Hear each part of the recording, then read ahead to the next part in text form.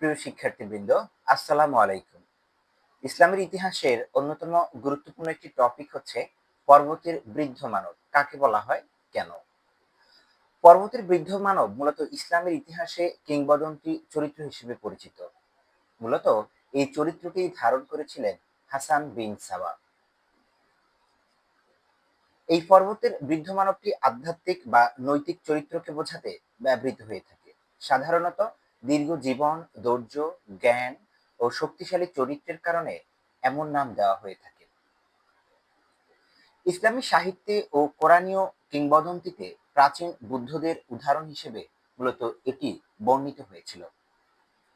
পর্বতের মতো স্থির, দৃঢ়, অটল মনোবল থাকায় পর্বতের বৃদ্ধ মানব বলা হয় কোনো ব্যক্তিকে।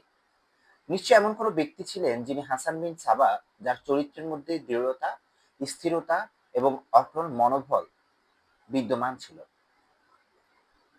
পর্বতের বৃদ্ধ মানব চ্যালেঞ্জ, বিপদ ও দুর্যোগের মুখোমুখি হলেও ধীরস্থির থাকতে পারেন।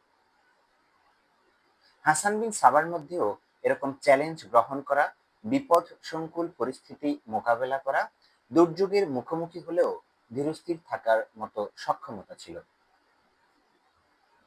ধর্ম ও নৈতিকতার প্রতি তার নিষ্ঠা বিশেষভাবে উল্লেখযোগ্য। শিক্ষণীয় দিক হচ্ছে ধৈর্য ও অধ্যবসায়ের উদাহরণ হচ্ছে এই পর্বতের বৃদ্ধ মানব। মুসলিম ইতিহাসে প্রাচীন সাহসী নেতাদের সঙ্গে তুলনা করা হয় হচ্ছে পর্বতের বৃদ্ধ মানবকে। ইসলামের ইতিহাসে হাসান বিন সাবার চরিত্রও এই ধরনের বৈশিষ্ট্যগুলো বিদ্যমান ছিল।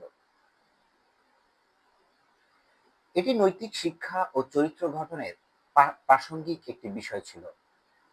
মূলত এই পর্বতের বৃদ্ধ মানবের ক্ষেত্রে শিক্ষার্থীদের প্রশ্নের জন্য গুরুত্বপূর্ণ একটি কারণ হচ্ছে প্রতীকী চরিত্র হিসেবে পরীক্ষায় আসে পর্বতের বৃদ্ধ মানব বলতে কি বুঝো।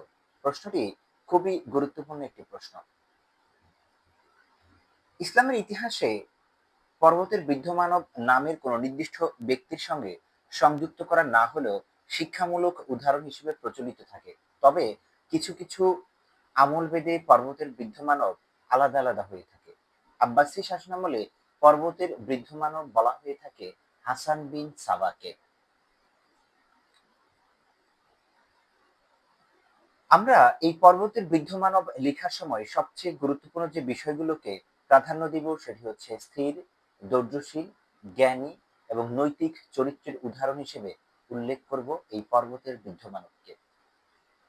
আব্বাসী খেলাফতের অন্যতম চরিত্র ছিল হচ্ছে হাসান বিন সাবা। এই হাসান বিন সাবার চরিত্রেও স্থির, ধৈর্যশীলতা, জ্ঞানী, নৈতিক চরিত্রের উদাহরণ হিসেবে বিশেষ উল্লেখ পাওয়া যায়। প্রিয় শিক্ষার্থীবৃন্দ, ভিডিওটি যদি দেখে আপনার ভালো লাগে তাহলে অবশ্যই একটি লাইক দিবেন, কমেন্ট করে আপনার মতামত জানাবেন এবং চ্যানেলটি শেয়ার করে দিবেন অনার্স প্রথম বর্ষের শিক্ষার্থীদের কাছে। ভিডিওটি শেয়ার করে দিবেন ইসলামের ইতিহাস নিয়ে যারা অনার্স, ডিগ্রি এবং ইন্টারে পড়াশোনা করছে তাদের কাছে। বিশেষ অনুরোধ রইল আপনার প্রতি, আপনি যিনি এই মুহূর্তে ভিডিওটি দেখছেন। আসসালামু আলাইকুম আ রহমতুল্লাহ।